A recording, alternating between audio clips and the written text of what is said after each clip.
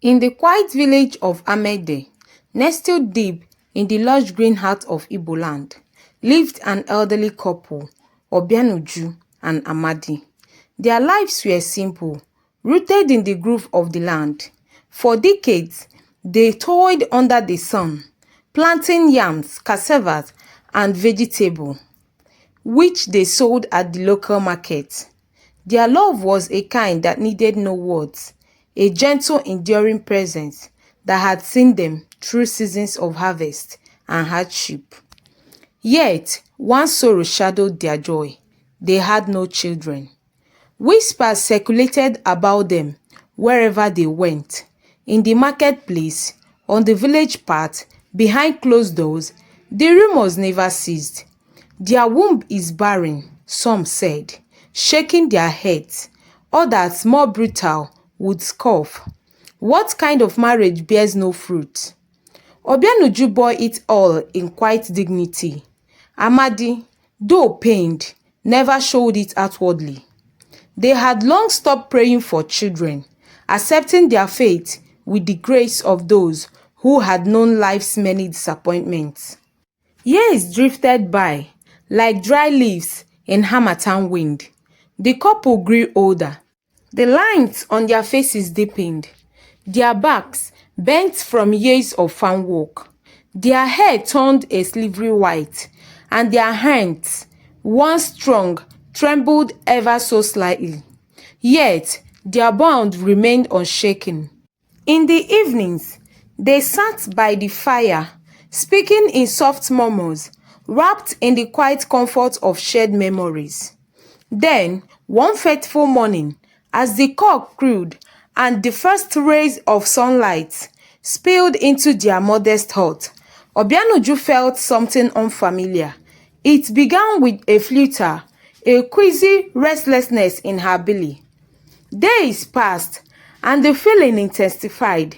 Her body, once predictable in its routine, was changing. When she finally went to see the village healer, Mama Ejike, the old woman looked at her closely, her eyes full of both doubt and surprise.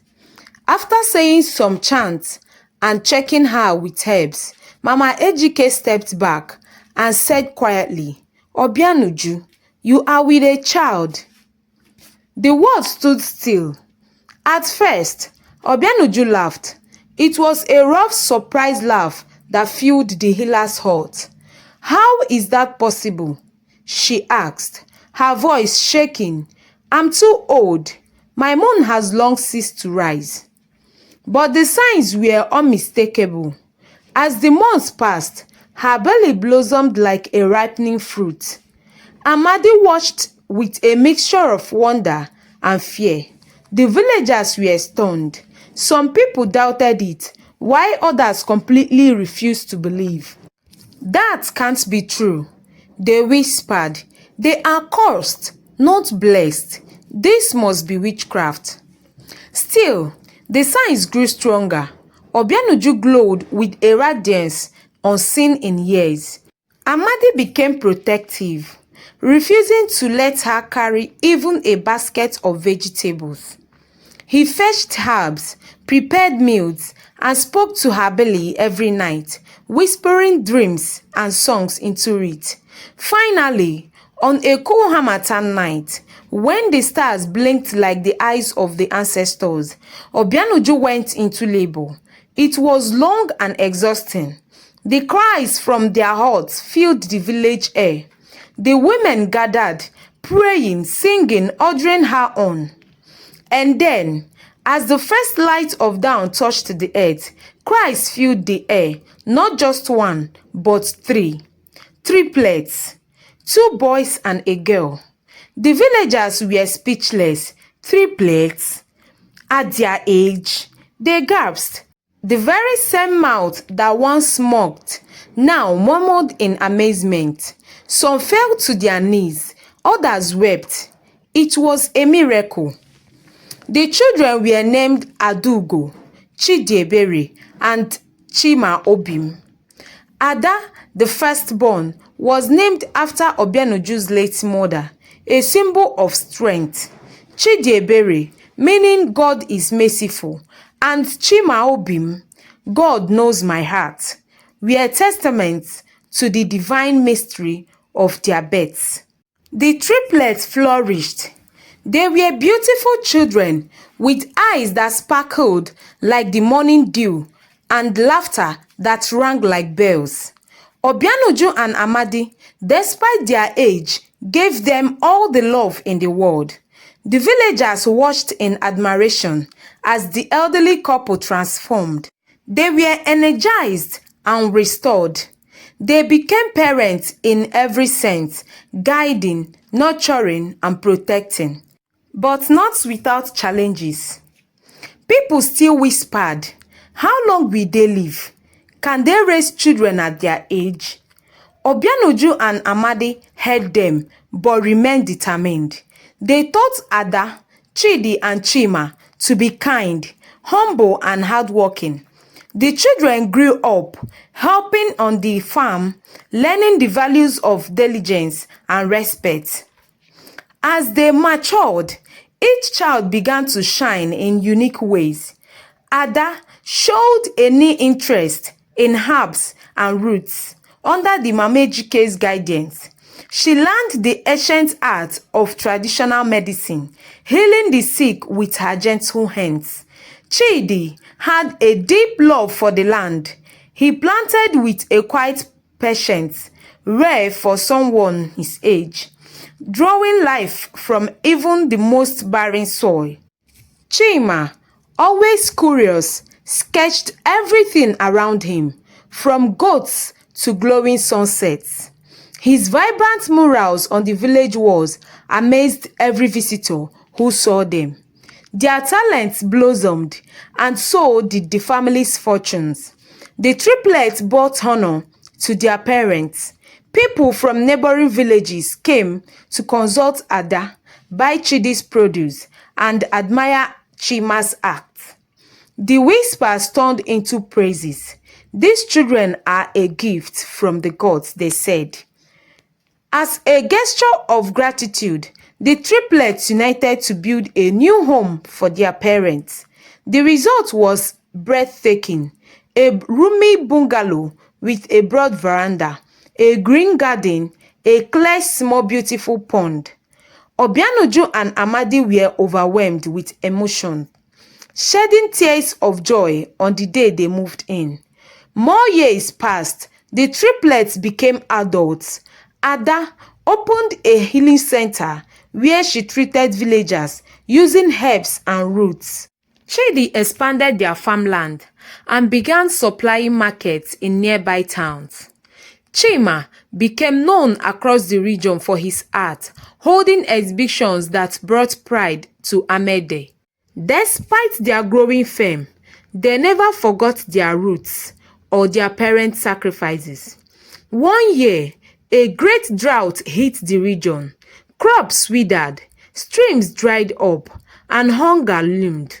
Chidi worked tirelessly, digging wells, experimenting with irrigation. Ada treated the sick who fell from heat and exhaustion. Chima organized a fundraising art festival, selling his paintings to raise money for food and medicine.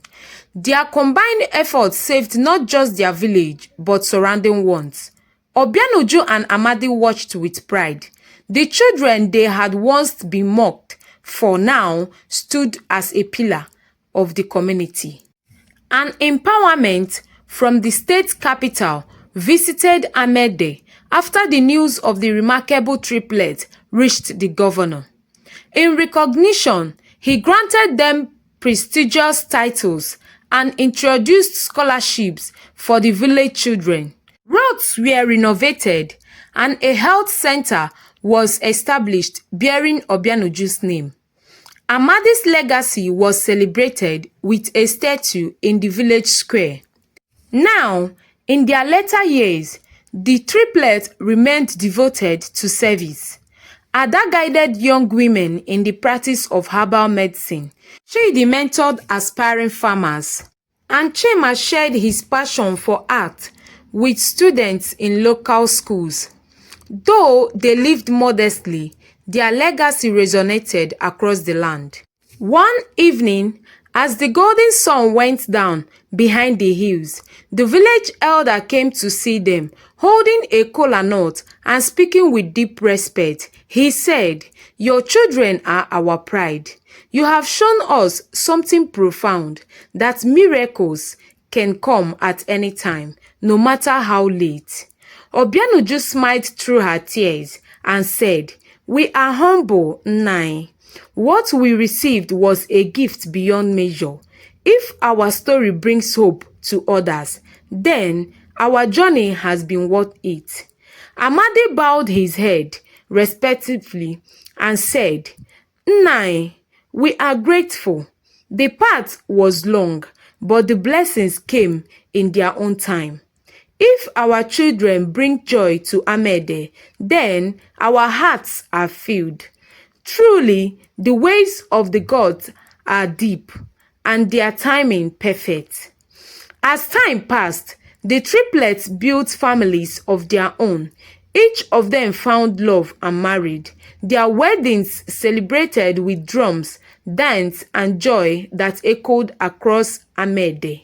Soon, the compound, once quiet, now rang with the voices of children, the next generation. Little feet pounded across the veranda. Laughter floated through the garden, and the pond became a favorite spot for curious eyes and playful splashes.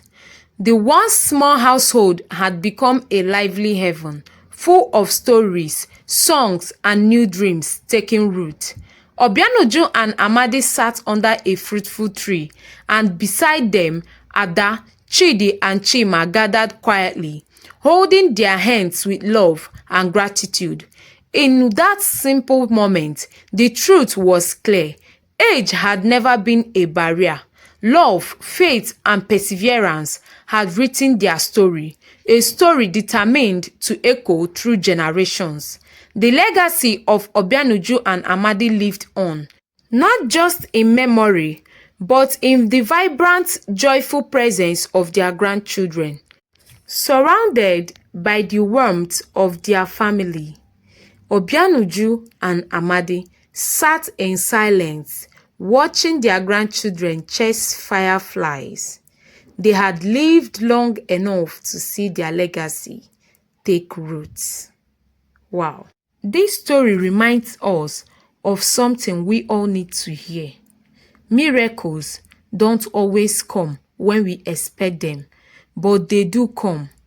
Obianuju and Amadi's journey is a testament to love, patience, and the power of never giving up, even when the world says it's too late.